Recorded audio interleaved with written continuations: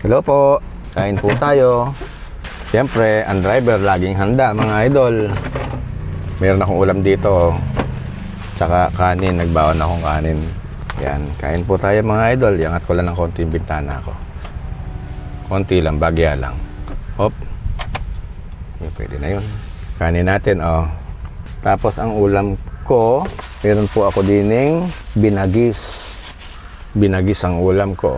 Binagis. Masarap po ito. Binagis siya, laman loob. Kaya bawal sa mga may mga gout. May rayuma, bawal. Nako. Sa mga wala namang rayuma, okay lang. Tapos meron akong asin. Sa mga hindi pa kumakain, ang layunin po ng aking pagbablog ng ganito, para lang po, yung mga walang gana, makasabay kong kumain dyan ng pagkain. Ayan. Sasalin ko lang po itong aking binagis.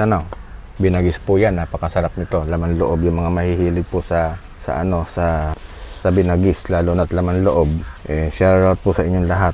Kain po tayo. Thank you Lord. Sarap po ng pagkain ni Lolo John. Ayan mga idol, oh. Binagis. Haha. Thank you Lord sa masarap na pagkain mga idol.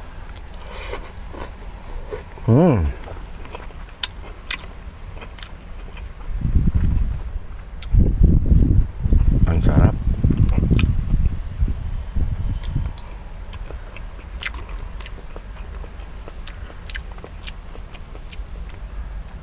Ito maganda rin sa goto tong pagkakakuha ng binagis na to eh.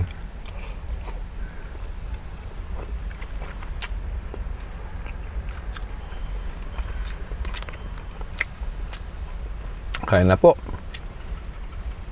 Yung mga wala pong ganang kumain, tara na po, sabayan nyo na po si Lolo John.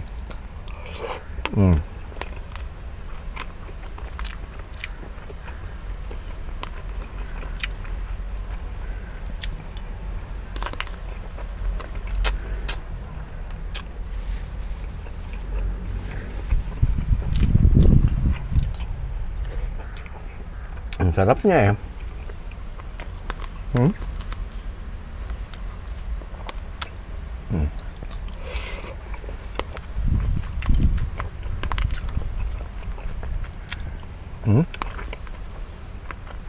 Napalambutan yung part ng tokong, yung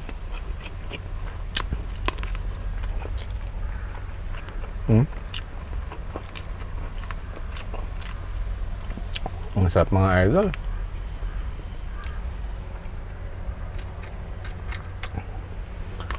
Kinakailangan talagang tayo mga driver nagbabaon tayo, diba? Para kahit isang gera tayo mapasabak, prepare tayo.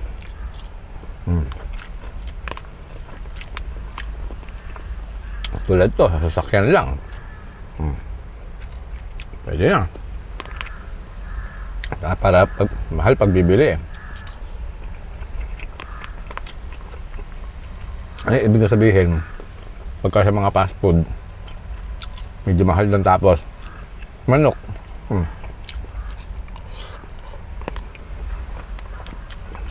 Kaya ako kasi mga idol, sasawa na ako sa manok. Hanggat maaari lang naman. Diba?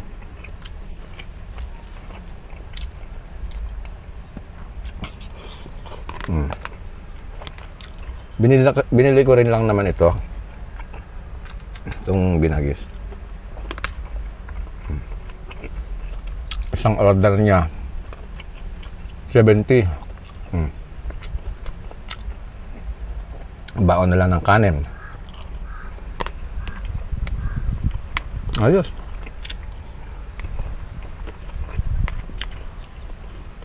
Diba?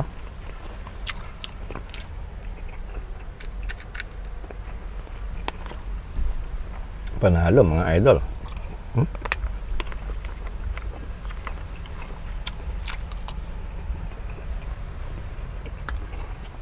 Ang sarap.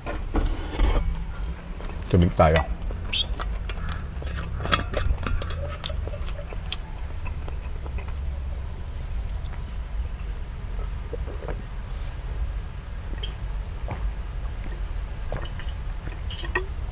Ayan, lamig. Kagandahan naman ng ganito mga idol. Malamig. Tumatagal yung lamig niya.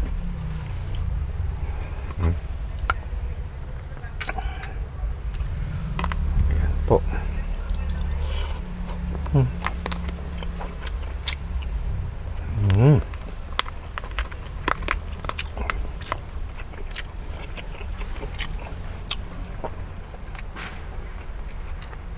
Ang sarap eh.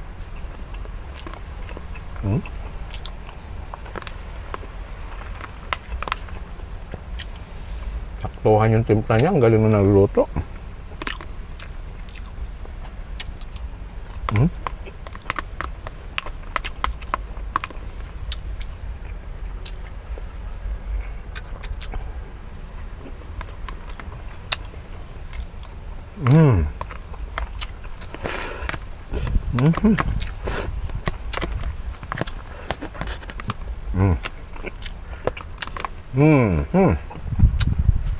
Thank you, Lord.